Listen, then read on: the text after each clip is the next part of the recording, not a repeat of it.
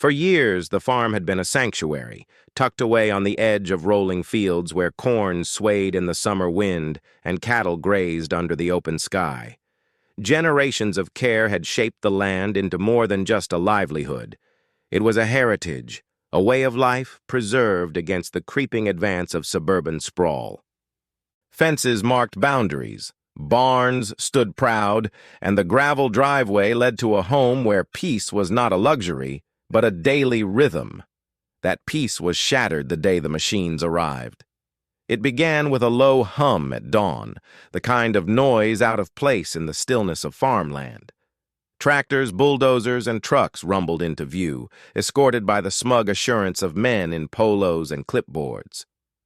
They rolled past the neighborhood cul-de-sac, past the HOA's familiar domain of manicured lawns and regulation mailboxes, and drove directly onto land that had never belonged to them.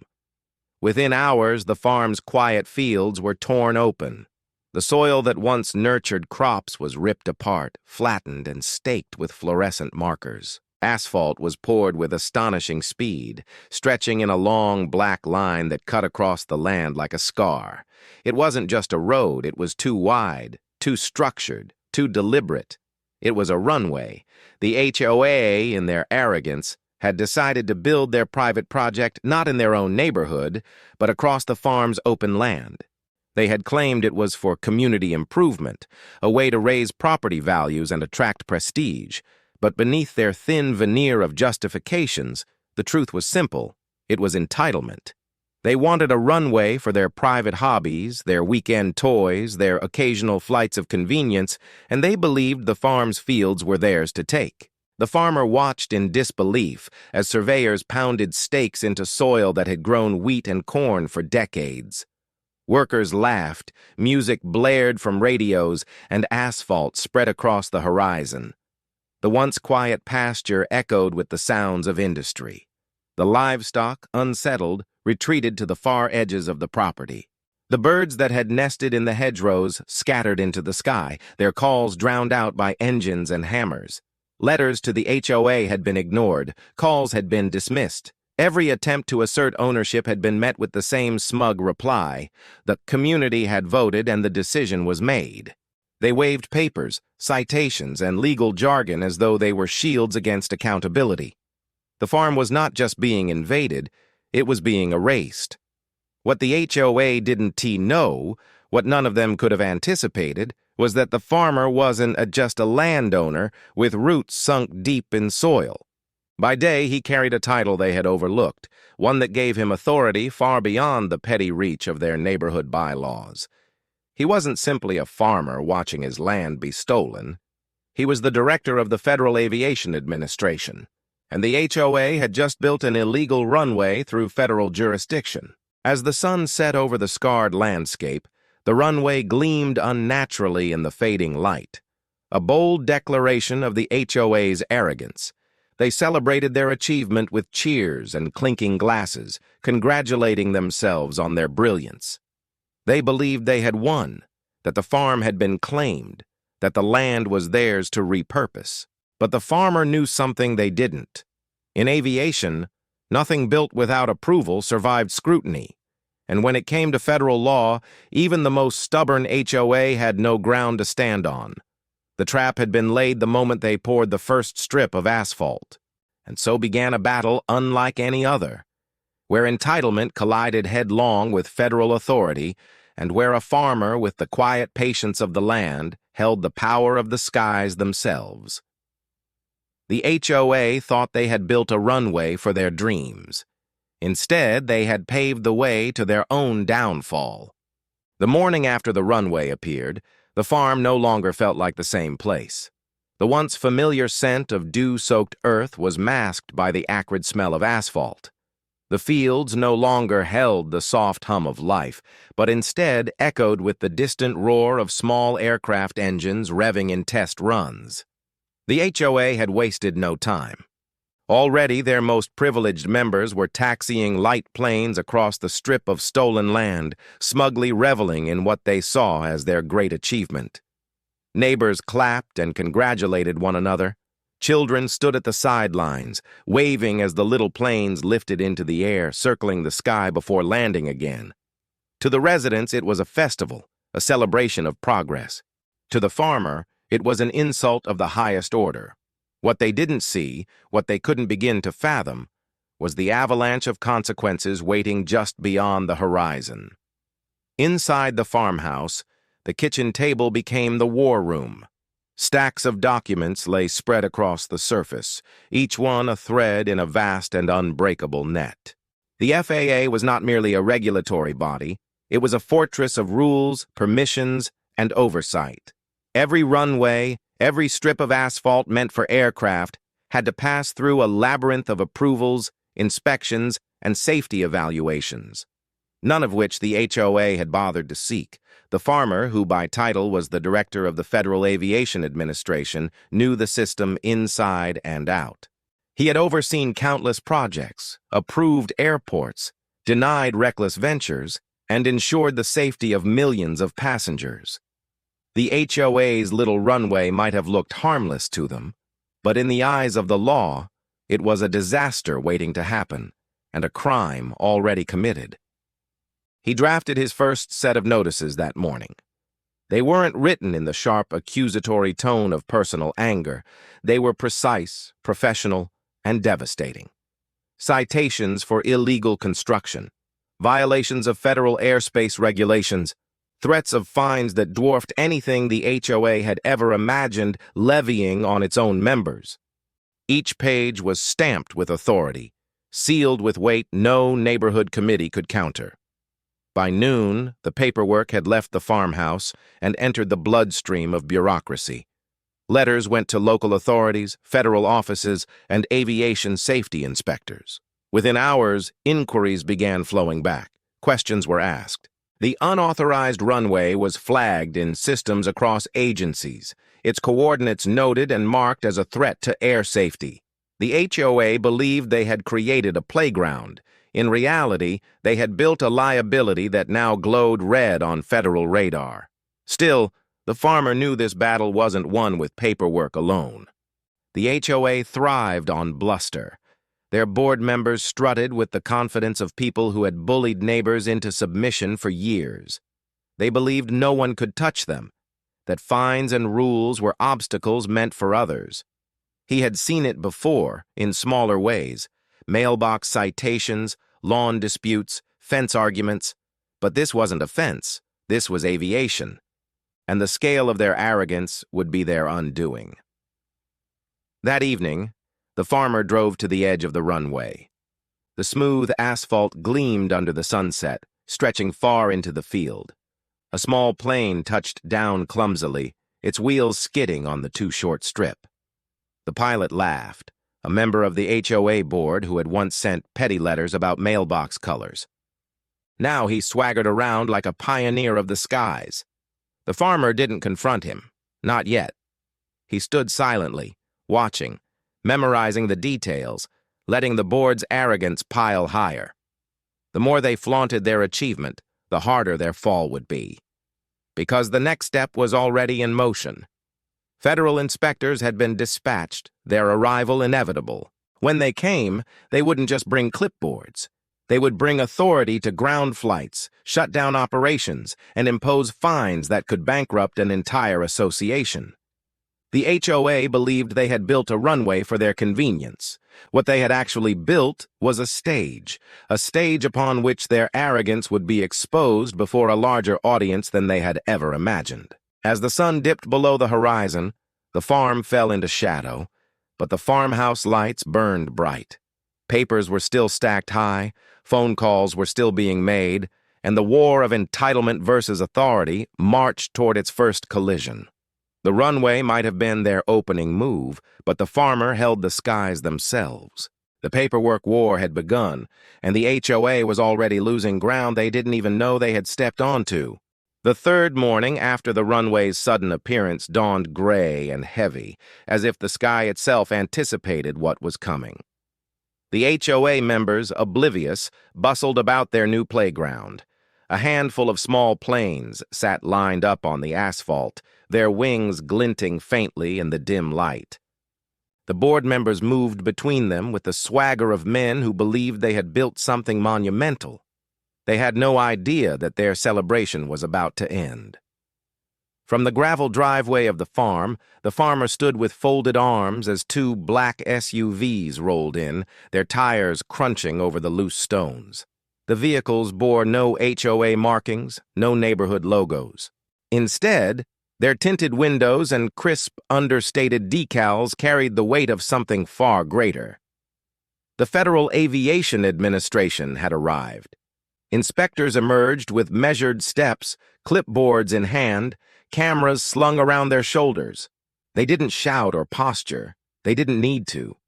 Their very presence was enough to send ripples through the quiet morning air. Where the HOA operated on intimidation, the FAA operated on authority backed by federal law. The farmer remained silent, watching as the inspectors surveyed the land. They took photographs of the runway, crouched to measure distances, and checked the surface against regulations only they fully understood. Every detail was recorded: the slope, the length, the absence of proper lighting, the lack of safety barriers. Each missing element became another nail in the coffin of the HOA's grand project. The first of the board members, a man whose arrogance had often carried him through neighborhood meetings, strutted forward with his usual bravado. He carried a glass of coffee in one hand and gestured broadly with the other, as if giving a tour. He spoke loudly, proudly, describing the community effort that had brought the runway into existence. He boasted about how it would increase property values, how it would make their neighborhood the envy of the state. The inspectors listened without expression. Their pens scratched notes onto forms. Their cameras clicked again and again. When the board member demanded to know what the government thought of their achievement, the inspector replied not with words of praise, but with a simple request: proof of authorization, permits, approvals, environmental impact assessments, airspace clearance, the very foundations of legality that every runway, no matter how small, was required to stand upon. The board member faltered. His bravado cracked, if only slightly.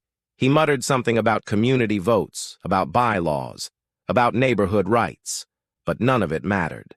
The inspectors weren't there to debate. They were there to enforce. One by one, other members of the HOA arrived, their smiles slowly fading as they realized this was not a congratulatory visit. Questions turned into demands. The inspectors asked where the lighting systems were, why no emergency plans had been filed, why no coordination had been made with air traffic control. Their tone was calm, clinical, but behind every question lay the weight of federal violation. By noon, the mood had shifted entirely. What had been a scene of celebration turned into one of quiet dread. The inspectors issued their first order: an immediate grounding of all aircraft. No more takeoffs, no more landings. The runway, they declared, was unsafe and unauthorized. Any pilot using it from that moment on would be in violation of federal law. The HOA board members sputtered with outrage. They raised their voices, waved their arms, and even threatened lawsuits. But the inspectors remained unshaken. Their orders were not up for negotiation. Their authority was not something a neighborhood committee could simply override. The farmer, standing quietly at the edge of the gathering, felt no need to intervene. He had set the wheels in motion, and now the process was unfolding exactly as he had known it would. The HOA was trapped in a battle they could never win, fighting against rules they had never even considered. By the time the inspectors packed up their equipment and prepared to leave, the once proud board members were left deflated and uncertain. Their prized runway stood empty, stripped of its purpose before it had even truly begun. The neighborhood whispers had already started, spreading like fire through dry grass. What had been touted as a triumph was now under investigation, the subject of federal scrutiny. The inspectors promised they would return, their visits unannounced, their evaluations thorough. The HOA's runway was no longer theirs to control. It was under the watchful eye of the FAA. As the SUVs drove away, leaving only dust in their wake, The farmer turned back toward the farmhouse. The first blow had landed, but the battle was far from over. The HOA, stubborn and proud, would not retreat easily. They would push back, fight harder, and scheme to reclaim their sense of control. But the farmer knew something they didn't. The higher they pushed against the federal government, the steeper their fall would be. And he was prepared to let them climb as high as they dared before gravity pulled them down. The cracks had appeared. Soon, they would split wide open. The weeks that followed the inspector's first visit were unlike anything the neighborhood had seen before. The HOA board, once a group of smug enforcers dictating lawn heights and mailbox colors, had transformed into a council of desperate schemers. Their pride had been wounded, their masterpiece Runway grounded before it could ever take off. And like a cornered animal, they lashed out with reckless fury. Meetings were held late into the night at the HOA president's home, blinds drawn tight, voices raised in frantic debate. They brought in lawyers, stacks of neighborhood bylaws, and printouts of zoning regulations that they barely understood. They convinced themselves that somewhere in the labyrinth of legal text there existed a loophole, an argument that would make their runway legitimate, a way to outmaneuver federal authority. The board began drafting letters. They weren't polite requests, but declarations. They argued that the land was theirs by community use, that the farmers' fields had always been a part of the neighborhood in spirit, if not in deed. They claimed the runway was a shared resource, essential to the prosperity of every homeowner. They even went so far as to accuse the farmer of being anti-progress, a stubborn relic trying to stand in the way of innovation. These letters weren't just sent to the FAA. They were plastered across the neighborhood, slipped into mailboxes, tacked onto community boards, and posted online. They wanted to rally the homeowners, to build a united front against what they called federal overreach.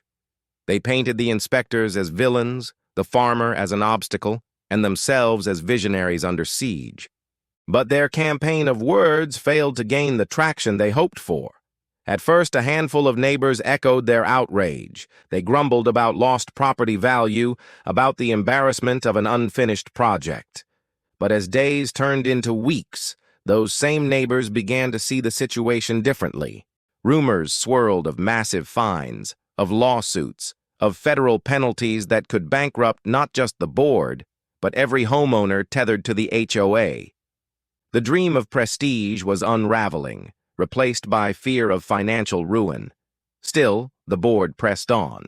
They filed an injunction with a local court, demanding that the FAA cease its interference. The filing was riddled with errors, built on flimsy arguments that crumbled under even casual scrutiny. Judges dismissed their claims almost immediately, citing the supremacy of federal law in matters of aviation.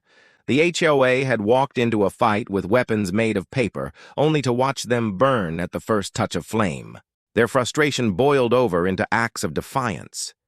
One night, floodlights blazed across the runway, installed hastily by volunteers who had no understanding of aviation safety standards. They cheered as the strip lit up against the darkness, declaring it a victory, a reclaiming of their project. But when the inspectors returned days later, those very lights became evidence: unapproved installations, dangerous to pilots, and yet another violation stacked on the growing list. The board's arrogance blinded them to the reality closing in. For every move they made, the FAA responded with precision, citing regulations, issuing warnings, and layering on fines that mounted like a storm on the horizon. What the HOA didn't understand was that this was no longer a neighborhood dispute. They weren't sparring with a stubborn farmer. They were grappling with the machinery of the federal government itself, and that machine had no intention of losing. Meanwhile, the farmer remained calm. He attended no HOA meetings, engaged in no shouting matches, and issued no counter-statements. He simply allowed the inspectors and legal channels to do what they were built to do. While the board raged, he tended his cattle, repaired his fences, and worked his fields as if nothing had changed. But behind that quiet exterior was a man who understood the battlefield better than anyone else. Every move the HOA made was a step deeper into the quicksand of their own making. The breaking point came when the board attempted to organize a fly-in event, a gathering of small plane owners from outside the neighborhood intended to showcase the runway's potential. Flyers were distributed, invitations sent, and plans made for food trucks and live music. They envisioned a celebration that would prove, once and for all, that their project had legitimacy. But the day before the event, a letter arrived stamped with federal authority. It wasn't merely a warning.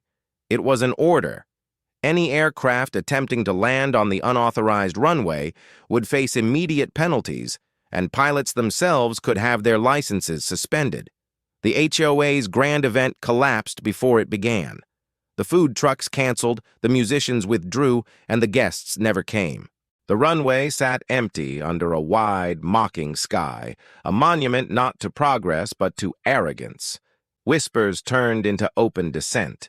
Homeowners who once stayed silent began confronting the board in public. They demanded answers, questioned expenses, and voiced fears about the mounting fines. The board's once iron grip over the neighborhood began to fracture. Their desperation grew visible in every word, every gesture, every empty promise that things would work out. But the truth was inescapable. They had picked a fight they could not win, and every attempt to claw their way back only pulled them further into the pit.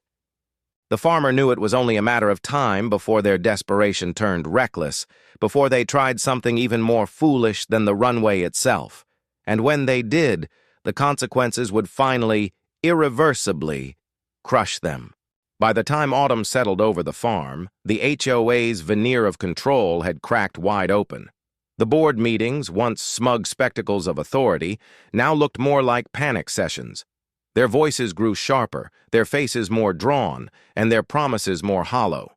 Each new letter from the FAA brought fresh waves of anxiety, and every attempt to fight back ended in swift, humiliating defeat. But desperation has a way of twisting judgment. And soon, the HOA crossed a line from foolishness into outright recklessness. It began with whispers of sabotage. Farmers in the neighboring county had mentioned seeing lights on the runway late at night. Small groups of men setting up portable beacons, fiddling with wiring, and dragging equipment across the asphalt. These weren't sanctioned repairs or improvements. They were attempts to keep the runway alive in secret, outside the eyes of inspectors. The HOA board believed that if they could operate quietly, under the cover of darkness, they could prove the runway was functional before the government could shut it down completely. But aviation doesn't forgive shortcuts. The farmer knew the risk immediately. Unauthorized night operations were dangerous enough, but here, on a runway too short, too poorly lit, and illegally built, the danger multiplied. One mistake could mean a crash, a fire, or worse. And yet the HOA pressed on, blinded by their own pride. One night, the farmer stood at the edge of his property, watching as the shadows moved across the strip of asphalt. A single small plane, its engine sputtering in the cool air, attempted a landing. Portable lights flickered weakly, casting uneven beams that barely marked the edges of the strip. The landing was sloppy, the plane swerving dangerously before finally grinding to a stop. The pilot, emboldened, raised his arm in triumph, cheered on by a handful of HOA board members. It was madness, reckless, illegal, and captured on cameras the farmer had quietly installed weeks earlier. Every flicker of light, every unauthorized landing, every smug grin. It was all evidence, neatly packaged and waiting to be delivered. And so, the farmer delivered it. The next morning, the footage made its way to the FAA. This time, the response was swift and merciless. Inspectors returned not with clipboards but with enforcement officers. Citations were no longer warnings. They were penalties, steep fines that targeted not only the HOA but also the individual pilots involved. Several homeowners received notice that their licenses were under review, their livelihoods and hobbies suddenly hanging in the balance. The board erupted in fury, lashing out at anyone who questioned them. They accused the farmer of spying, of conspiring against them, of ruining the dream for his own selfish gain. But their words rang hollow even among their supporters. The dream had become a nightmare, one that threatened not only their pride, but their wallets, their homes, and their reputations. As the pressure mounted, cracks within the HOA itself began to widen. Some board members started to distance themselves, resigning quietly before they, too, could be dragged down. Others clung tighter, doubling down on defiance even as the consequences piled higher. The unity that had once fueled their arrogance dissolved into factions of fear and blame. Meanwhile, the farmer carried on as he always had. He mended fences, fed his cattle, and worked his fields, the rhythms of the land unchanged by the chaos raging only yards away. But behind his calm demeanor was a steady awareness. The HOA was not finished. Not yet. Their pride had been wounded, their power stripped away, but pride rarely dies quietly. It was only a matter of time before they tried something catastrophic. That moment came on a cold, moonlit night. The farmer, awakened by the distant roar of engines, stepped onto his porch and listened. The sound wasn't just a single plane, it was several. Against every order, against every regulation, the HOA had organized a clandestine gathering. A final flight, as they called it, a chance to prove their runway was more than just a strip of asphalt under federal siege. He watched from the shadows as the planes lined up, engines screaming into the night. Homeowners stood nearby with flashlights, waving them like makeshift signalers. The first plane lurched forward, accelerating down the uneven strip. Its wheels left the ground but barely. The climb was shallow, unstable. The crowd cheered, but the farmer saw only the danger, the near stall, the trembling wings, the razor's edge between flight and disaster. And then, the moment of truth. A federal helicopter, summoned by reports of unauthorized activity, appeared over the horizon. Its floodlight cut through the darkness, bathing the runway in a merciless glare. Pilots panicked, some swerving, others abandoning takeoffs entirely. The runway devolved into chaos, the spectacle of defiance collapsing into fear. The HOA had crossed their final line. By dawn, the board members were no longer smug leaders of a proud neighborhood. They were suspects under federal investigation. Their runway was cordoned off, their equipment seized, their reputations in tatters. What they had framed as progress had become their undoing, and the neighborhood was left to reckon with the ruin they had invited onto themselves. The farmer, watching as the last plane was grounded, knew the end was near. The HOA had played their last card, and it had backfired spectacularly. All that remained was the final collapse, the reckoning that would leave nothing of their arrogance standing. When the sun rose over the farmer's land the morning after the midnight fiasco, it illuminated the wreckage of the HOA's empire. What once had been hailed as their crowning achievement, the illegal runway, was now cordoned off with barricades, federal seals posted along its perimeter. To the casual observer, it looked like a crime scene. To those who knew the truth, it was exactly that. The neighborhood awoke to the harsh reality that their homeowners association, once so confident and domineering, had gambled everything on arrogance and lost. The board members who had strutted about with smug certainty were now conspicuously absent, summoned into hearings and meetings with federal investigators.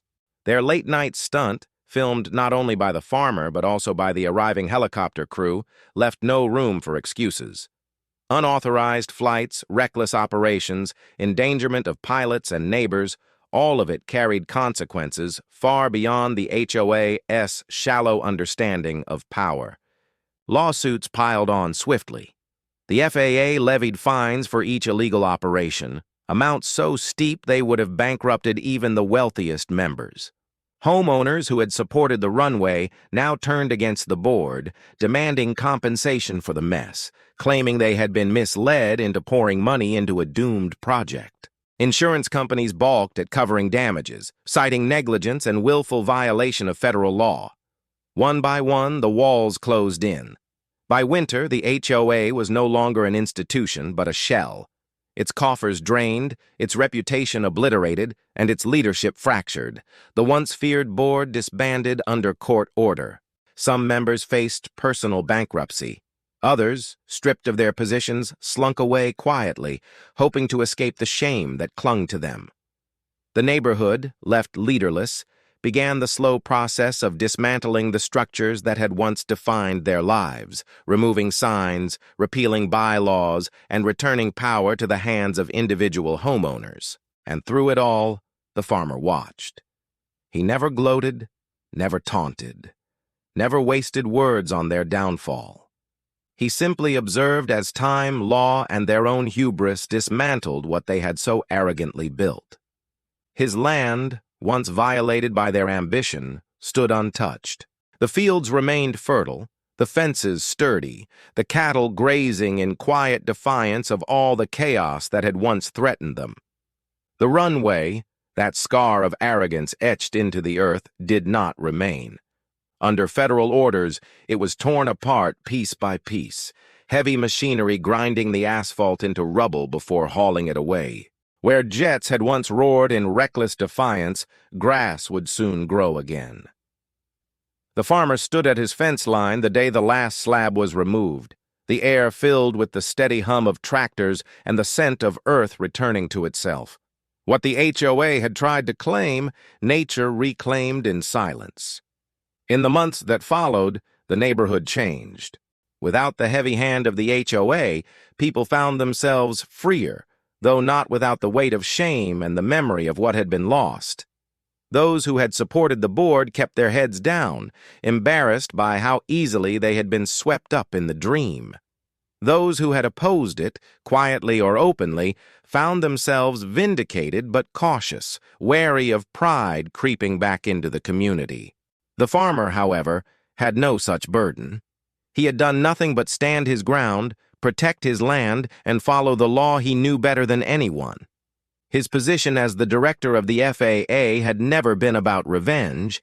It had been about order, about safety, about respect for the rules that kept chaos from claiming the skies. And now, with the HOA dissolved and the runway erased, order had been restored. But the story of the HOA did not end in whispers. It spread far beyond the county lines, carried by news outlets and whispered in aviation circles as a cautionary tale. A suburban HOA, arrogant enough to build a runway without permits, had been crushed under the very weight of the laws they thought they could ignore. And standing quietly in the background was the farmer who had outlasted them, the man they never realized had the full force of federal authority at his disposal until it was too late. In the end, there were no victory speeches, no grand celebrations. There was only quiet satisfaction. The land was safe, the skies above it secure, and the arrogance that had once threatened both reduced to dust. And as the farmer walked the fields one last time that season, the cold air sharp in his lungs and the horizon wide and endless, he allowed himself a small smile, not of revenge, not of cruelty, but of relief. The battle was over. The HOA was gone, and the land was his once more, untouched, unbroken, and free. For all their bluster, all their scheming, all their desperate attempts to rise above the rules, the HOA had forgotten one simple truth. Some battles are won not by force, but by patience. And patience was something the farmer and the skies had in abundance.